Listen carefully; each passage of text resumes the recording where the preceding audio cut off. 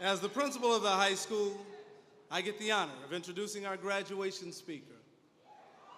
After thinking about it for a while, I soon realized that maybe I should consult with someone that could help me formulate the appropriate words, and so I called my father.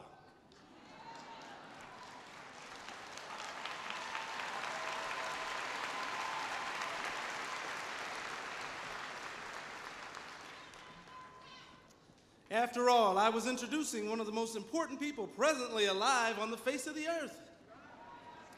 My father simply told me to say what was in my heart. He said, forget the protocol and to think about the occasion. He said, the speaker has come to speak to the students, and through the students he will speak to the world.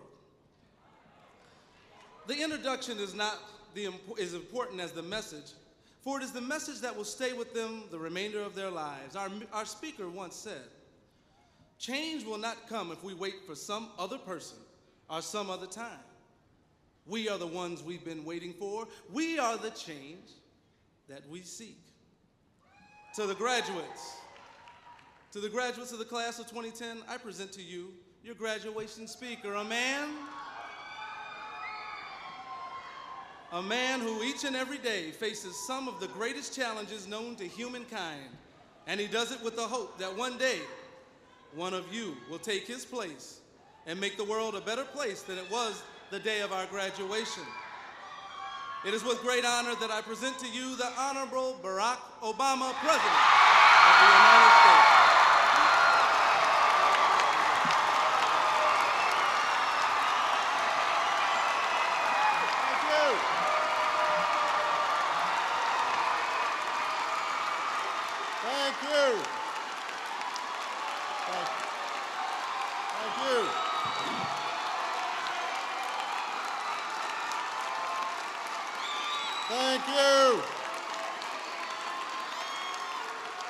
Thank you, everybody. Please be seated. Hello, Giants. It is good to be here, and congratulations, class of 2010.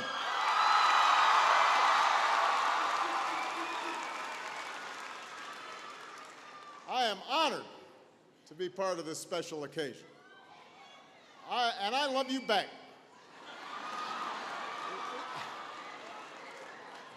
Let me acknowledge your extraordinary governor, Jennifer Granholm.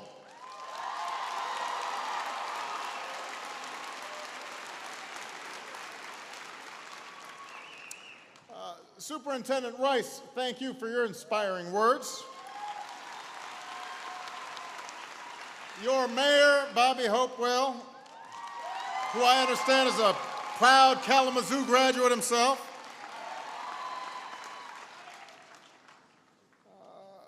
Thanks to Principal Washington for not just for the warm introduction, but for his enthusiasm and his energy and his leadership and his nice singing voice. Thank you. To all the trustees, to the alumni, to the parents, grandparents, aunts, uncles, cousins, everybody who's been a part of this extraordinary place. And I want to recognize our student speakers. Cindy, who embodies the best of our traditions in this country, arrived 3 or 4 years ago, Cindy, and graduates as the valedictorian. This is what is continually replenishing the energy and the dynamism and the innovation of this country, and we could not be prouder of you. Thank you.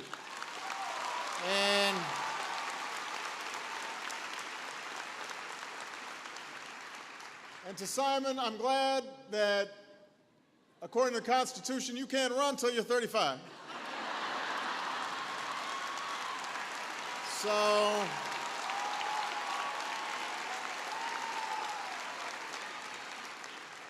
I'll be long gone by then. But it gives me great confidence to know that we've got such incredible young leaders who are going to be remaking the world in so many different ways. Now, recently, an article from your local paper, the Kalamazoo Gazette, was brought to my attention. And it ran just after the school had been chosen as one of the 6 finalists in our Race to the Top commencement challenge. And for those who aren't aware of it, this is a contest to highlight schools that promote academic excellence, personal responsibility, and that best prepare students for college and careers. And this article in the Gazette quoted a young lady named Kelsey Wilson. Is Kelsey here? She right over there? Anyway, she's over there. Hey, Kelsey. How are you? So Kelsey was quoted as saying, "We're the kind of school that never gets credit for what we do. And our school is amazing." This is what Kelsey said. Our school's amazing. Well, Kelsey, class of 2010, members of the Kalamazoo community, I'm here tonight because after 3 rounds of competition, with more than 1,000 schools and more than 170,000 votes cast, I know, and America knows, what you've done at Kalamazoo Central. You are amazing. We know. We know.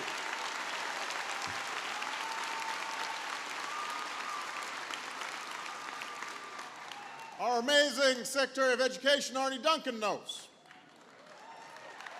Folks in Washington know, folks across the country know, and hopefully after tonight, everybody knows.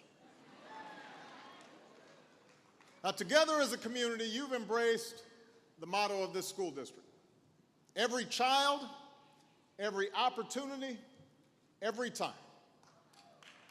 Every time. Every child, every opportunity, every time. Because you believe, like I do, that every young person, every child, regardless of what they look like, where they come from, how much money their parents have, every child who walks through your schoolhouse doors deserves a quality education. No exception.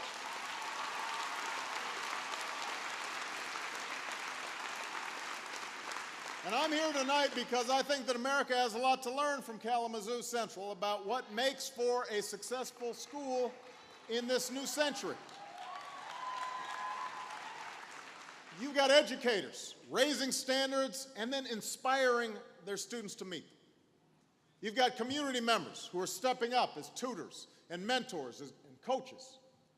You've got parents who are taking an active interest in their child's education, attending those teacher conferences. Yes, turning off the TV once in a while, making sure homework gets done. Arnie Duncan's here tonight because these are the values, these are the changes that he's encouraging in every school in this nation. It's the key to our future. But the most important ingredient is you. Students who raised your sights, who aimed high, who invested yourselves in your own success. It's no accident that so many of you have received college admissions letters, class of 2010. That didn't happen by accident. It happened because you worked for it. As the superintendent said, you earned it. So, Kelsey, I agree with you. What you've done here at Kalamazoo Central is amazing. I am proud of you. Your parents are proud of you.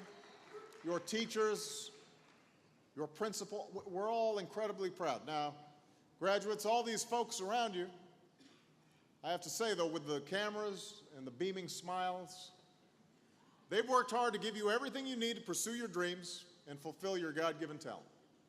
Unfortunately, you can't take them with you when you leave here. No one's going to go follow you around, making sure that you're getting to class on time, making sure you're doing your work. Nobody's going to be doing that for you. Going forward, that's all on you. Responsibility for your success is squarely on your shoulders. And the question I have for you today is this: what are each of you going to do to meet that responsibility? Now, right now you're getting plenty of advice from everybody. Some of it's helpful.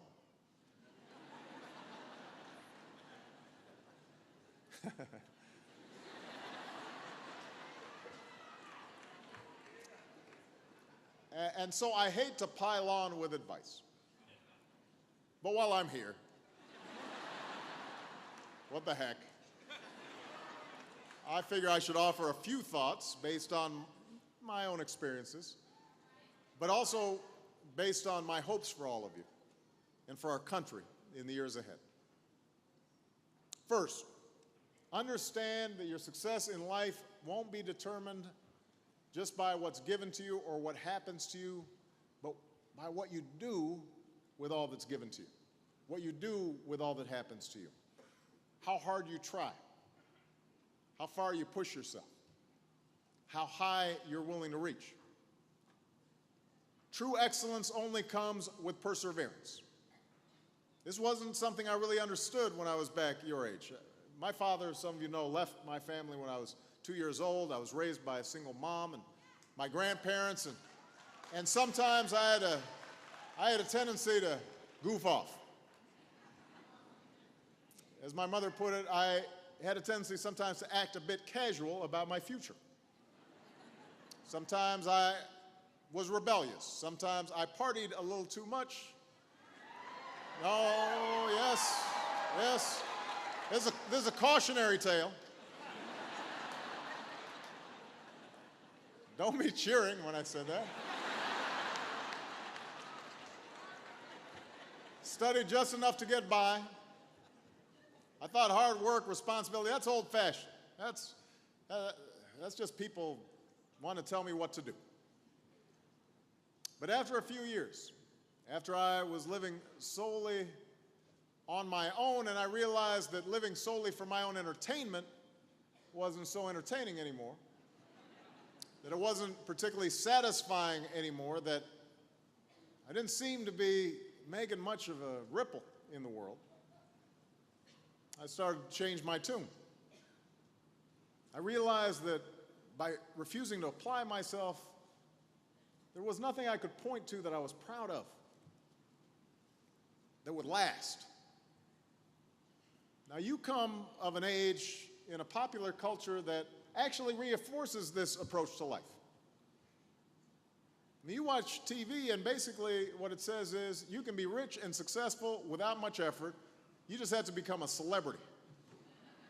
If you can achieve some reality TV notoriety, that's better than lasting achievement.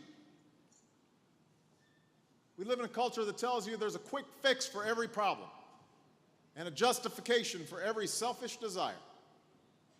And all of you were raised with cell phones and iPods and texting and emails, and you're able to call up a fact or a song or a friend with a click of a button, so you're used to instant gratification. But meaningful achievement, lasting success, it doesn't happen in an instant.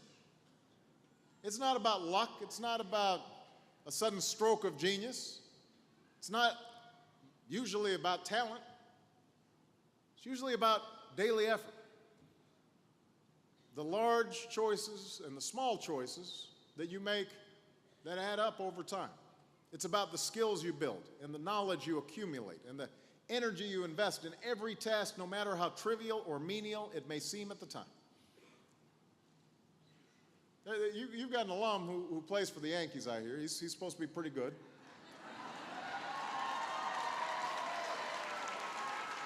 Now, Derek Jeter wasn't born playing shortstop for the Yankees. He got there through years of effort. And his high school baseball coach once remarked, "I'm surprised he still doesn't have blisters, and that I don't have the blisters on my hands from hitting ground balls just for Derek." He always wanted more. How about one more turn in the batting cage, or 25 more ground balls? Thomas Edison tested more than 6,000 different materials for just one tiny part of the light bulb that he invented. Think about that. 6,000 tests. J.K. Rowling's first Harry Potter book was rejected 12 times before it was finally published. Mozart was a musical prodigy, but he practiced for hours each day, accumulating thousands of hours at the piano by the time he was just 6 years old. I understand your boys' basketball team did pretty good. First state champions for the first time in 59 years. That didn't happen by accident. They put in work. They put in effort.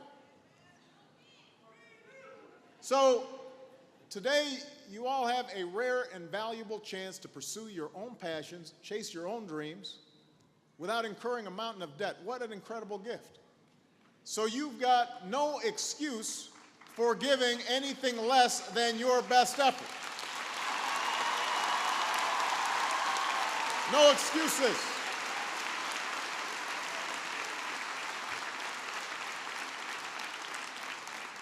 That's my second piece of advice, very simple. Don't make excuses. Take responsibility not just for your successes, take responsibility where you fall short as well. You know, the truth is, no matter how hard you work, you're not going to ace every class. Well, maybe Cindy will, but.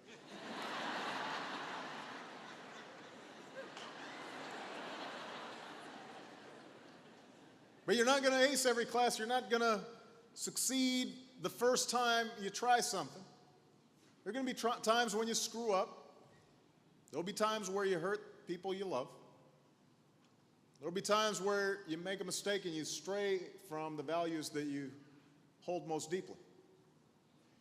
And when that happens, it's the easiest thing in the world to start looking around for somebody else to blame. Your professor was too hard. Your boss was a jerk. The coaches was playing favorites. Your friend just didn't understand. Your wife, oh, no.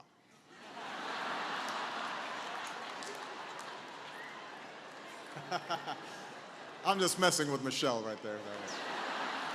That was all in fun.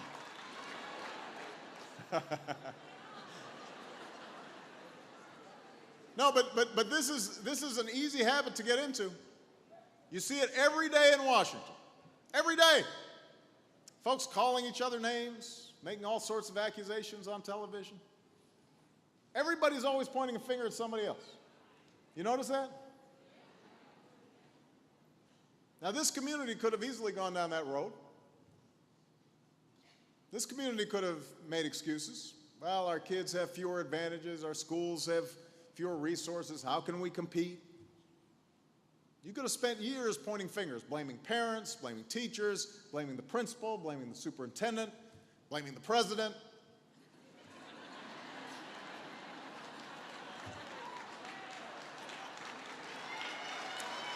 But that's, class of 2010, I want you to pay attention on this because that's not what happened. Instead, this community was honest with itself about where you were falling short. You resolved to do better, push your kids harder, open their minds wider, expose them to all kinds of ideas and people and experiences. So graduates, I hope you'll continue those efforts. Don't make excuses. And I hope that wherever you go, you won't narrow the broad intellectual and social exposure you've had here at Kalamazoo Central. Instead, seek to expand it. Don't just hang out with people who look like you or go to the same church you do or share your political views. Broaden your circle to include people with different backgrounds and life experiences, because that's how you'll end up learning what it's like to walk in somebody else's shoes. That's how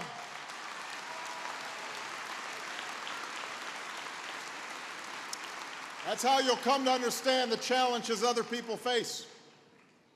And this is not just an academic exercise. It's a way to broaden your ambit of concern and learn to see yourselves in each other. Which brings me to my final piece of advice for today, and that's to give back, to be part of something bigger than yourselves. Hitch your wagon to something that is bigger than yourselves. I know that so many of you have already served your community through efforts like your Stuff the Bus food drives and groups like Activists for Action, and I commend you for that.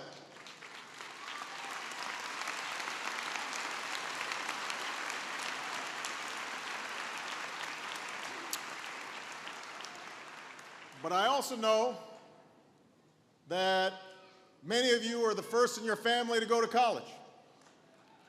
And right about now, you may be feeling all the weight of their hopes and expectations coming down on your shoulders. And once you start juggling those classes and activities and that campus job, and you get caught up in your own dreams and your own anxieties and dating,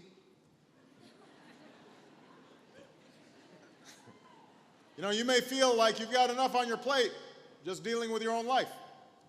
And it might be easier to turn the channel when the news disturbs you, to avert your eyes when you pass that homeless man on the street, to tell yourself that other people's problems really aren't your responsibility. But just think about what the consequences of that approach to life would have been if that's how folks had acted here in this community. What if those Kalamazoo Promise donors had said to themselves, well, you know what, I can pay for my own kids' education. Why should I have to pay for somebody else's? Think about the consequences for our country. What if our founding fathers had said, colonialism is kind of oppressive, but I'm doing okay. My family's doing all right. Why should I spend my summer in Philadelphia arguing about a constitution? What if those abolitionists, those civil rights workers had said, slavery's wrong, segregation's wrong, but it's kind of dangerous to get mixed up in that stuff. I don't have time for all those meetings and marches. I think I'm going to take a pass. I hope it works out, but that's not something I want to do. I want you to think for a minute about the extraordinary men and women who've worn our country's uniform and have given their last full measure of devotion to keep us safe and free. What if they said,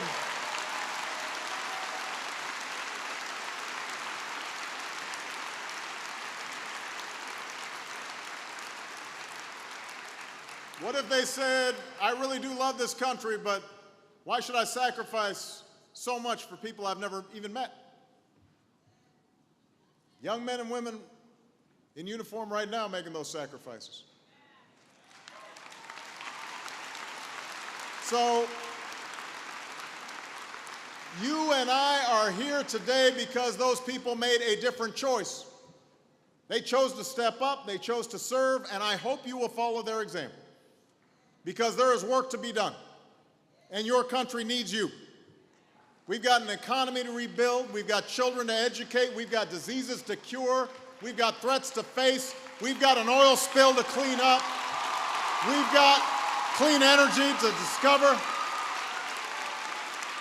And it is going to be up to you to meet all of those challenges, to build industries and make discoveries and inspire the next generation. It's going to be up to you to heal the divide that continues to afflict our world.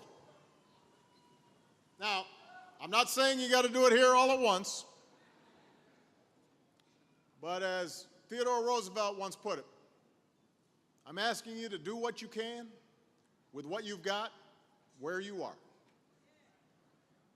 And I can guarantee that wherever your journey takes you, there are going to be children who need mentors and senior citizens who need assistance, folks down on their luck who could use a helping hand. And once you've reached out and formed those connections, you'll find it's a little harder to numb yourself to other people's suffering.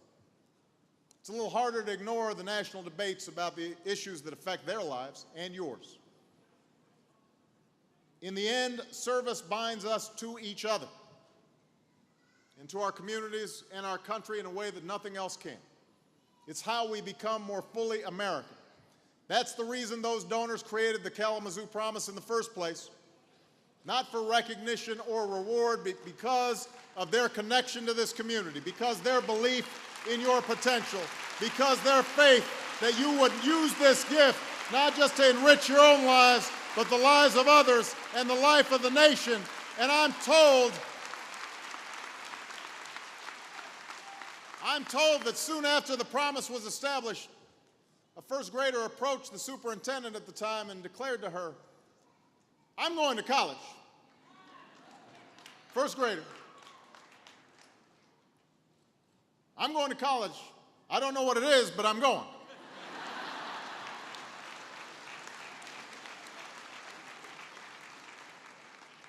We may never know those donors' names, but we know how they helped bring this community together and how you've embraced their promise not just as a gift to be appreciated, but a responsibility to be fulfilled. We know how they have helped inspire an entire generation of young people here in Kalamazoo to imagine a different future for themselves. And graduates, today I'm asking you to pay them back by seeking to have the same kind of impact with your own lives, by pursuing excellence in everything you do, by serving this country that you love. I know that you can do it. After all, you are the giants. And with the education you've gotten here, there's nothing you can't do. Thank you very much, everybody. God bless you. And God bless the United States of America. And God bless the class of 2010.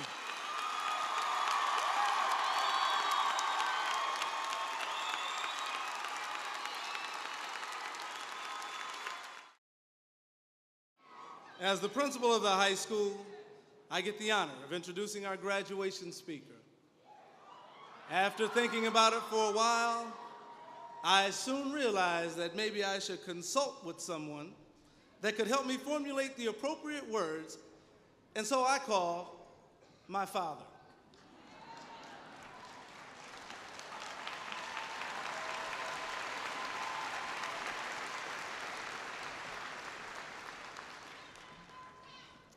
After all, I was introducing one of the most important people presently alive on the face of the earth.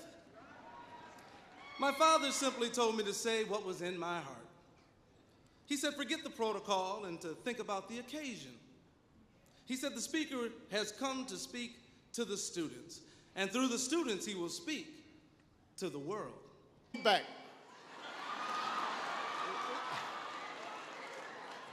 Let me acknowledge your extraordinary governor, Jennifer Granholm.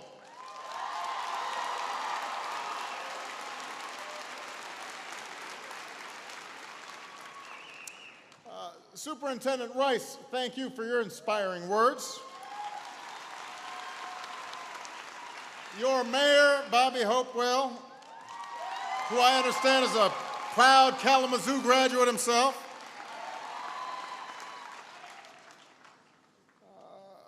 Thanks to Principal Washington for not just for the warm introduction, but for his enthusiasm and his energy and his leadership and his nice singing voice.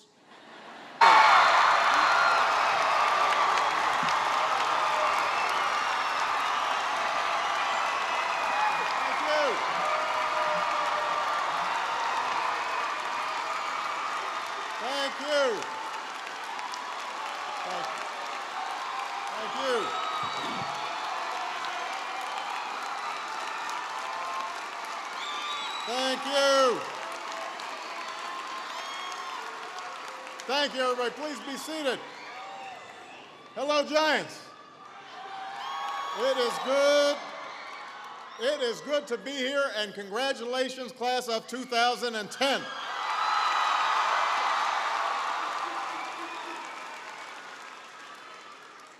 I am honored to be part of this special occasion. I love you. The introduction is not as important as the message, for it is the message that will stay with them the remainder of their lives. Our speaker once said, change will not come if we wait for some other person or some other time. We are the ones we've been waiting for. We are the change that we seek. To the graduates of the class of 2010, I present to you your graduation speaker, a man a man who each and every day faces some of the greatest challenges known to humankind, and he does it with the hope that one day, one of you will take his place and make the world a better place than it was the day of our graduation. It is with great honor that I present to you the Honorable Barack Obama, President of the United States. Thank you. To all the trustees, to the alumni, to the parents, grandparents, aunts, uncles, cousins, everybody who's been a part of this extraordinary place. And I want to recognize our student speakers. Cindy, who embodies the best of our traditions in this country, arrived 3 or 4 years ago, Cindy, and graduates as the valedictorian. This is what is continually replenishing the energy and the dynamism and the innovation of this country, and we could not be prouder of you. Thank you.